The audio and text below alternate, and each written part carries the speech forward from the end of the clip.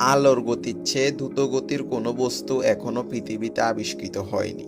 আলোর গতি হলো মহাবিশ্বের সর্বোচ্চ গতিসীমা, যা প্রতি সেকেন্ডে প্রায় 3 লক্ষ কিলোমিটার বা 1,86,000 মাইল। এই গতি এতটাই বেশি যে কোনো বস্তু বা কণা এই গতিকে অতিক্রম করতে পারে না। এটা আইনস্টাইনের আপেক্ষিক তত্ত্বের একটি গুরুত্বপূর্ণ উপসংহার। আজকে আমরা জানবো আলোর গতি সম্পর্কে। আপনি যদি আমার চ্যানেলে নতুন হয়ে থাকেন, প্লিজ চ্যানেলটি সাবস্ক্রাইব করে দিন এবং পাশে থাকা বেল আইকনে ক্লিক করে দিন। আপেক্ষিক তত্ত্ব ও আলোর গতি।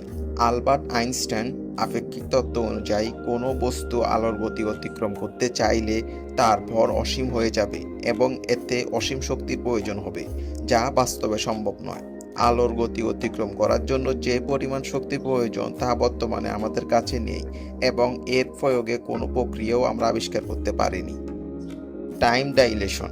যখন কোনো বস্তু আলোর গতির কাছাকাছি পৌঁছায় তখন সময় ধীর গতিতে চলে, যাকে বলা হয় টাইম ডাইলেশন।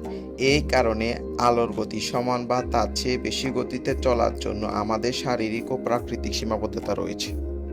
আলোর গতি ও স্থান-কাল সংযোগ। মহাবিশ্বে স্থান ও কাল একটি চারমাত্রিক কাঠামোতে জড়িত থাকে, যাকে স্থান-কাল বলা হয়। আপেক্ষিক তত্ত্ব অনুযায়ী আলোর গতি ওই স্থান-কালের মধ্যে সর্বোচ্চ গতি হিসাবে কাজ করে। কোনো বস্তু যদি আলোর গতির চেয়ে বেশি গতিতে চলতে পারে, তবে ওই স্থান-কাল কাঠামো অনিয়ম সৃষ্টি করবে এবং এর কারণে ফলাফলও ধারাবাহিক বিকৃত হতে পারে, অর্থাৎ অতীতে যাওয়ার সম্ভাবনা হতে পারে, যা আইনস্টাইনের আপেক্ষিক তত্ত্বের সাথে সাংঘর্ষিক। শক্তি ও ভরের সম্পর্ক। আইনস্টাইনের বিখ্যাত সূত্র অনুযায়ী ভর এবং শক্তির মধ্যে সরাসরি সম্পর্ক রয়েছে। যখন একটি বস্তু আলোর গতির কাছাকাছি চলে তখন এর ভর বৃদ্ধি পায়। আলোর গতি অতিক্রম করার জন্য প্রয়োজনীয় শক্তি অসীম পরিমাণে বেড়ে যায়, যা বাস্তবে অপ্রয়োগযোগ্য। বিজ্ঞানী ও গবেষণার সম্ভাবনা। বেশ কয়েকটি তাত্ত্বিক ধারণা আছে যা আলোর গতির চেয়ে দ্রুত গতির কোনো কণা বা বস্তু থাকতে পারে বলে প্রস্তাব দেয়। যেমন টোকিও নামে একটি কাল্পনিক কণা, যা তত্ত্ব অনুযায়ী আলোর গতির চেয়ে দ্রুতগামী হতে পারে। তবে এ ধরনের কণার অস্তিত্ব এখনও প্রমাণিত হয়নি। ওয়ার্ম হোল ও সুপারলুমিনাল গতি।